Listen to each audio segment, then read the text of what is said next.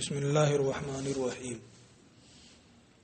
وَإِنْ آتَقَهُ الْمَوْلَى وَهُوَ لَا يَعْلَمُ بِالْجِنَایَةِ زَمِنَ الْمَوْلَى الْأَقَلَّ مِنْ قِیمَتِهِ وَمِنْ عَرْشِهَا۔ بات یہ چل رہی تھی کہ کسی غلام نے کوئی جرم کیا، جرم کے بعد آقا یا تو اس جرم کے عوض ولی جنایت کو غلام ہی دے دے یا اس کا فدیہ دے۔ اگر فدیہ دے گا تو جو عرش بنتا ہے اس جنایت کا وہ دینا ہوگا، لیکن اگر غلام کے جنایت کرنے کے بعد آقا اپنے غلام کو آزاد کر دے، لیکن اسے یہ نہیں معلوم ہے کہ اس نے کوئی جرم کیا ہے، آزاد کر دیا، بعد میں پتہ چلا کہ اس نے تو جرم کیا تھا، تو کیا حکم ہوگا؟ اسی صورت کو یہاں یہ بیان کر رہے ہیں۔ وَإِنْ آتَقَهُ الْمَوْلَى، اور اگر اس جانی عبد کو آقا نے آزاد کر دیا، وَهُوَ لَا يَعْلَمُ بِالْجِنَایَةِ، اس حال میں کہ آقا کو یہ نہیں معلوم تھا کہ اس نے کوئی جرم کیا ہے، تو آقا کو غلام کی قیمت اور جنایت کے عرش میں سے جو کم ہو اس کے ذریعے تاوان دینا ہوگا۔ آقا تاوان دے گا قیمت اور عرش میں سے جو کم ہو اس کے ذریعے۔ آزاد، کیونکہ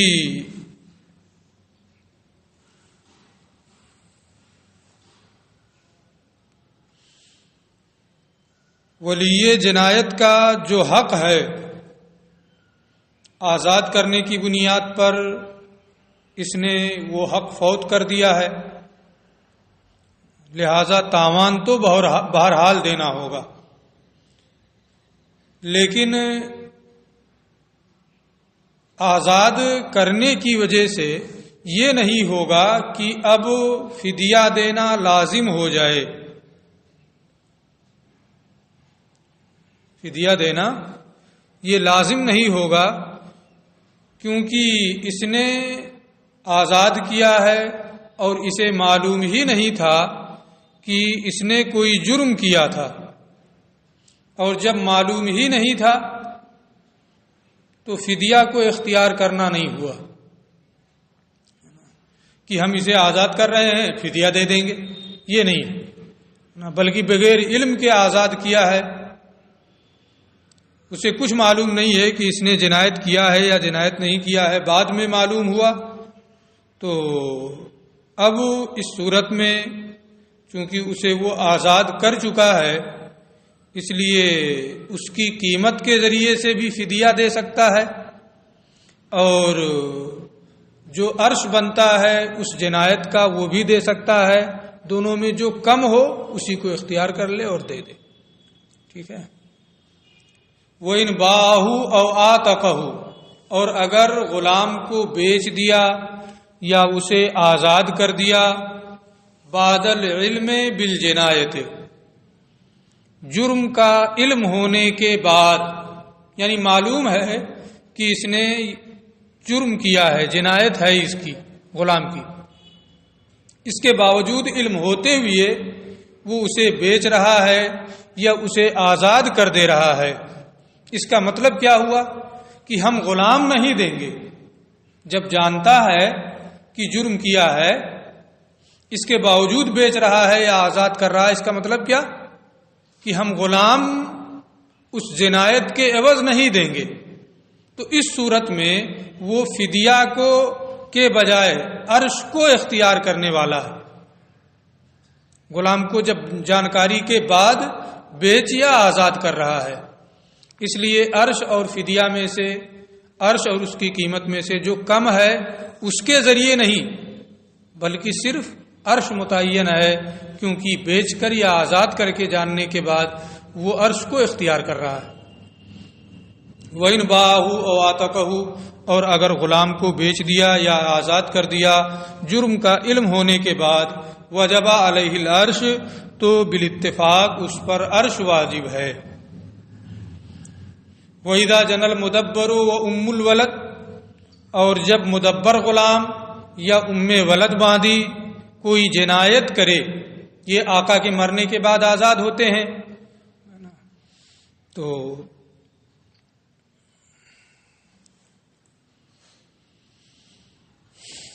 اس صورت میں جب مدبر یا ولد کوئی جرم کریں گے، ضمن المولا الاقل من قیمته ومن عرشها، تو آقا اس کی قیمت اور عرش میں سے جو کم ہے اس کے ذریعے تاوان دے گا، کیونکہ جس وقت وہ اسے مدبر بنا رہا ہے اس وقت تو اس نے کوئی جنایت کی نہیں تھی، جس وقت ولد ہوئی اس نے کوئی جنایت نہیں کی ہے. اسے کیا معلوم کہ یہ بعد میں جنایت کرے گا یا نہیں کرے گا، کوئی جرم کرے گا کہ نہیں کرے گا، کچھ معلوم ہے؟ کچھ نہیں معلوم ہے. تو مدبر بنا کر کے یا ولد بنا کر کے وہ ولی جنایت کا حق تو فوت کر رہا ہے جس پر بعد میں اس نے جنایت کی، لیکن آقا کو یہ نہیں معلوم تھا کہ یہ جرم کرے گا بھی یا نہیں کرے گا. تو یہ ایسے ہی ہو گیا کہ بغیر جنایت کے علم کے وہ اسے مدبر بنا رہا ہے، اور اس کا حکم پہلے ابھی پڑھ کے آ رہے ہیں کہ عرش اور قیمت میں سے جو کم ہے اس کے ذریعے سے تاوان دیا جائے گا. اس لیے اس صورت میں بھی یہی حکم ہوگا کہ قیمت اور عرش میں سے جو کم ہے اس کے ذریعے وہ تاوان دے گا، کیونکہ اسے معلوم نہیں ہے. اور یہی فیصلہ حضرت ابو عبیدہ رضی اللہ تعالی عنہ نے شام میں امیر رہتے ہوئے کیا تھا. ان کا فیصلہ بھی اس کی سند ہے کہ قیمت اور عرش میں سے جو کم ہے اس کے ذریعے تاوان دے گا. صحابہ کرام بھی بہت سے موجود تھے، کسی نے کوئی انکار نہیں کیا. تو بہت سے صحابہ کرام کے سکوت سے بھی یہ ثابت ہوتا ہے کہ یہی دینا ہے اس صورت میں بھی. اور عقلی وجہ وہی ہے جو میں بتا چکا ہوں کہ اسے معلوم نہیں تھا. فَإِن جَنَا جِنَایَةً أُخْرَىٰ، اگر مدبر یا ولد نے دوبارہ پھر جنایت کی، دینا کیا تھا؟ اگر ایک مرتبہ جنایت کرے تو قیمت اور عرش میں سے جو کم ہو وہ دے دے. نہ دے دیا ان کو، مان لیجئے کہ کوئی جرم کیا تھا ان کے تعلق سے، ایک مثال دے دیا ان کو جو اس کا بنتا ہے، قیمت اور عرش میں سے جو کم ہے، مان لیتے ہیں کم کی 500 روپیہ ہے، دے دیا ان کو 500. اور جو مدبر ہے یہ مجرم تھا، جرم کیا تھا، دے دیا، آقا نے ان کو دے دیا 500. ٹھیک ہے. پھر مدبر نے دوبارہ پھر جرم کیا.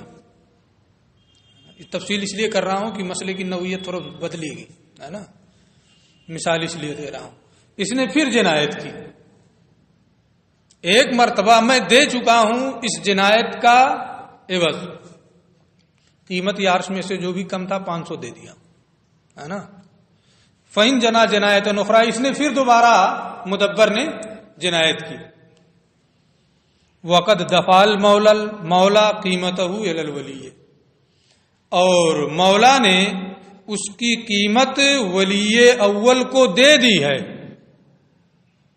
جو جنایت اولا کا ولی ہے اس کو دے دیا ہے. مثال کے طور پہ میں نے ان کی جنایت کا 500 دے دیا ہے، مدبر ہے نا. پھر کیا ہوا؟ کیسے دیا ہے؟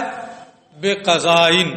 ایک تو یہ ہوا کہ چلو دے دیتے ہیں آپس میں، نا دینا کسے تھا؟ مجھے دینا تھا، ہے نا. جنایت ان کی ہے، مدبر میرے ہیں، ہے نا. دینا مجھے تھا، میں نے کہا چلو دے دیتے ہیں. اتنی عرش اور قیمت میں یہ ہے، یہ کم ہے اور اتنا ہم دے دیتے ہیں 500. وہ کہے ٹھیک ہے اتنا ہی ہو رہا ہے دے دیا. ایسا بھی ہوتا ہے. ایک یہ ہے کہ نہیں قضائے قاضی کے ہاں مقدمہ ہوا، قاضی نے غور و فکر کیا، عرش اور قیمت میں سے جو کم ہے اس کا فیصلہ کیا، اور اس فیصلے کے بعد جو ہوا وہ میں نے دیا. 500 ہی ہو رہا ہے مان لیتے ہیں، لیکن ایک یہ کہ باہمی مصالحت سے دے دیا، اور ایک یہ کہ قاضی نے فیصلہ کیا اور دیا. دونوں میں فرق ہے. اچھا، دوسری مرتبہ جنایت کیا اس نے، اور حالانکہ آقا اس کی قیمت جنایت ولی جنایت اولا کو دے دیا ہے. کیسے دیا ہے؟ بے قضائن، قضائے قاضی کے ذریعے سے دیا ہے. اب اس نے دوبارہ پھر جرم کیا ان کے اوپر، ہے نا، دوسرے کے اوپر، ہے نا، ان کے اوپر پھر جرم کیا، ہے نا. تو فلا شیء علیہ، تو آقا پر اب کچھ نہیں ہوگا، اس لیے کہ میں نے مدبر بنا کر کے ایک ہی حق تو ضائع کیا تھا. ایک مرتبہ دے چکا ہوں، پھر جنایت کر رہا ہے، پھر ان کو بھی دوں. ایک مرتبہ میں نے حق ضائع کیا تھا اسے مدبر بنا کر کے، اور میں ایک مرتبہ اس کی جنایت کا عوض عرش اور قیمت میں سے جو کم ہے وہ دے چکا ہوں، اور وہ بھی قضائے قاضی سے دیا ہوں، ہے نا. اس لیے اگر مدبر نے اس نے پھر جرم کیا ان کے اوپر تو یہ مجھ سے مطالبہ نہیں کریں گے، بلکہ نہیں، جس نے پہلے وصول کیا تھا ولی جنایت اولا اس کے پاس جائیں گے. تم نے لیا ہے، اس میں سے میرا حصہ جتنا بنتا ہے وہ دو، یہ کہیں گے، ہے نا. یعنی وہاں جان سے مارا تھا، یہاں ہاتھ کاٹا ہے نا. تو اب 3 حصے کیے جائیں گے اسی کے، 2 حصہ ان کا، 1 حصہ یہ لیں گے. ٹھیک ہے، اسی لیے تفصیل کیا تھا تاکہ سمجھ میں آ جائے، مثال بڑھایا تھا. فلا شیء علیہ، تو آقا پر اب کچھ نہیں ہے. پھر کیا کرے گا؟ اس کا ویسے رائے گا چلا جائے. وہ تبعو ولی الجنایت الثانیہ ولی الجنایت الاولی، اور جنایت ثانیہ کا ولی جنایت اولا کے ولی کا پیچھا کرے گا، یعنی اس کے پاس جائے گا، کہے گا دو. فیشارکہ، اور اس کے ساتھ وہ شریک ہو جائے گا، فی ما اخذا، اس میں جو ولی جنایت اولا نے لیا ہے، بے قدر حقوق، جتنا اس کا حق بنتا ہے اتنا اسی سے لے گا. نہیں دے رہا ہے، قاضی کیا مقدمہ کرے گا اور لے گا، دلائے گا اسے، ہے نا. لیکن یہ کون سی صورت ہے؟ قضائے قاضی سے جب ہوا ہو تو. وَإِنْ كَانَ الْمَوْلَى دَفَعَ الْقِيمَةَ بِغَيْرِ قَضَائِنْ، اور اگر باہمی مساہلت سے دیا، قضائے قاضی کے بغیر دیا قیمت، فالولی بالخیار، تو ولی جو ہے جنایت ثانیہ کا جو ولی ہے نا، وہ اس سے بھی مطالبہ کر سکتا ہے اور مولا سے بھی مطالبہ کر سکتا ہے. اس لیے کہ جب قضائے قاضی نہیں ہے تو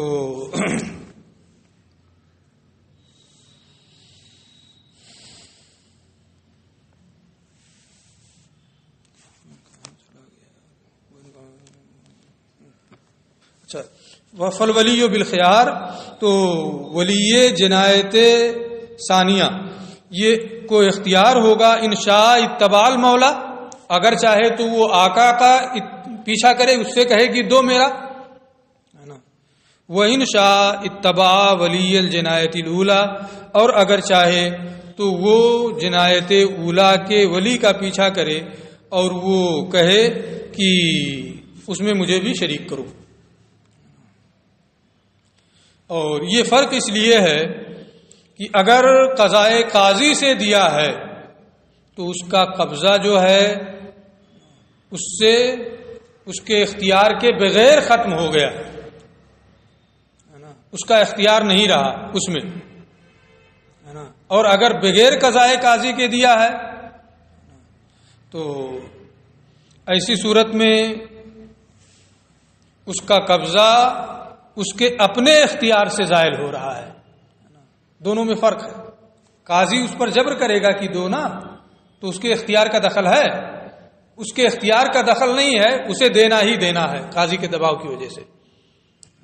اس لیے جب اس کے اختیار کا دخل نہیں ہے دینے میں، بلکہ دینا ہی لازم تھا، تو اب ایک ہی حق ضائع کیا تھا میں نے، وہ دے دیا میں نے قاضی کے کہنے کی بنیاد پر، تو اب یہ اسی سے، یہ دوسرا والا جو ولی جنایت ثانیہ ہے یہ اسی سے لے گا۔ اور جب اپنی مرضی سے دیا ہوں تو اپنا اختیار ہے نا، کیوں دیا آپ نے پورا پورا؟ اس لیے یہ مجھ سے بھی مطالبہ کر سکتے ہیں، اس سے بھی مطالبہ کر سکتے ہیں، چونکہ اس کے پاس ہے پورا، اس لیے اس سے، اور میں نے اپنے اختیار سے دیا ہے اس لیے مجھ سے۔ فالولی بالخیار ان شاء اتبع الولی مولا وان شاء اتبع ولی الجنایت الاولی۔ اس کے بعد پھر اب مسائل کی نوعیت بدل رہی ہے۔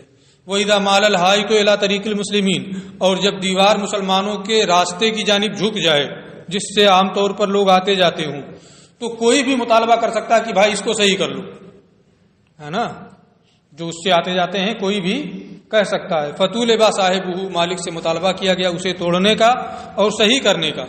وَأُشْهِدَ، اور علیہ، اور اس پر گواہ بنا لیا گیا۔ گواہ بنانا ضروری نہیں، لیکن بعد میں مقدمہ کیا کہ اس سے کہا گیا تھا کہ اس کو صحیح کرو، نہیں صحیح کیا، وہ کہا کسی نے نہیں کہا تھا، ثابت کیسے کریں گے؟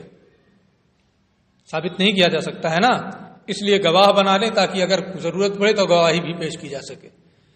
وہ شدہ علیہ، اور اس پر گواہ بھی بنا لیے گئے۔ فلم ينقضه فی مدت یقدر علی نقضه، اور اتنی مدت میں اس نے اسے نہیں توڑا جتنی مدت میں وہ اسے توڑ سکتا تھا۔ یعنی لمبی چوڑی دیوار ہے، آج ہی کہا کہ کر لو، آج ہی گر گیا تو توڑ سکتا تھا، اتنی مدت نہیں ہے نا، اتنی مدت میں نہیں توڑا جتنے میں وہ توڑ سکتا تھا۔ حتی سقطا، یہاں تک کہ دیوار گر گئی۔ اور تو زمینہ ما تلفا بھی من نفس و مال، تو جو جان یا مال اس سے ہلاک ہوگا اس کا تاوان دینا پڑے گا، ہے نا۔ کیوں یہ تعدی کیا، اس کو صحیح کیوں نہیں کرایا؟ وَيَسْتَوِي أَن يُطَالِبَهُ بِنَقْضِهِ مُسْلِمٌ أَوْ ذِمِّيٌّ، مسلمان بھی اس کے تو اسے توڑ کر کے درست کرنے کا مطالبہ کر سکتا ہے، اور ذمی بھی کر سکتا ہے، ذمی بھی رہتا ہے، بادشاہ اسلام کے پناہ میں رہتا ہے، ہمیشہ ہمیشہ رہنے کی اسے اجازت ہے، جزیہ دیتا ہے، وہ بھی اسی راستے سے آتا جاتا ہے، اسے بھی مطالبہ کرنے کا حق ہے۔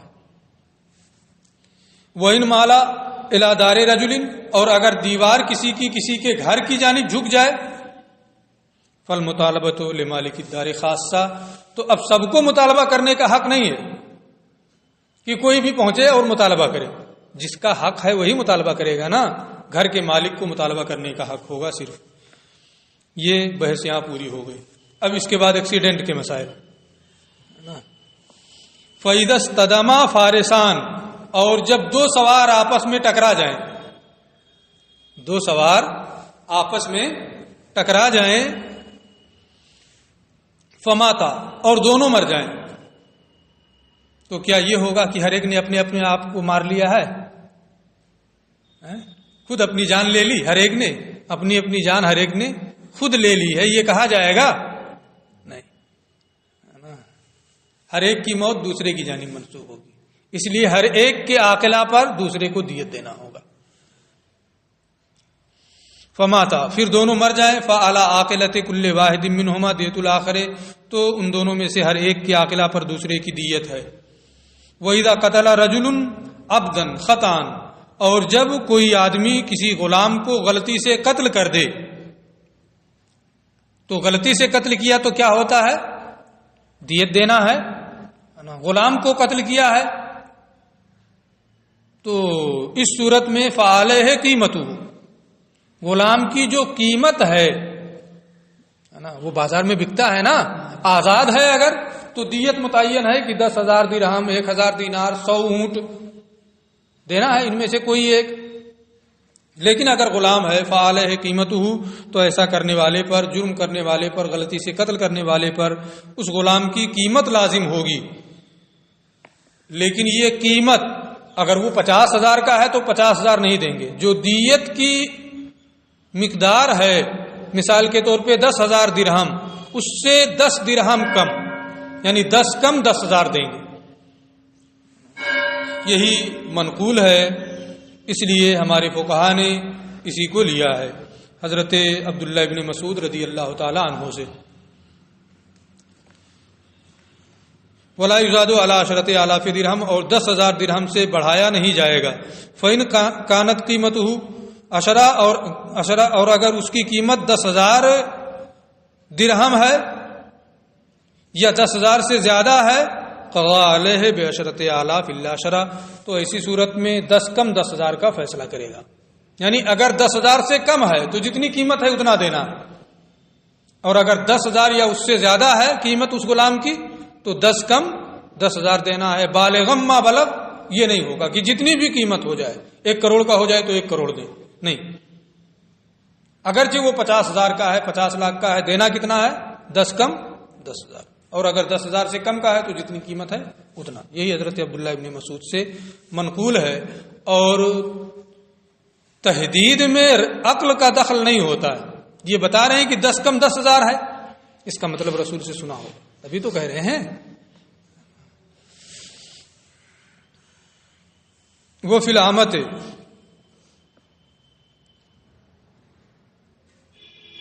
بات آگے پھر کل پڑھائیں گے، گھنٹی لگ گئی ہے، بس ٹائم سے آیا کرو یار.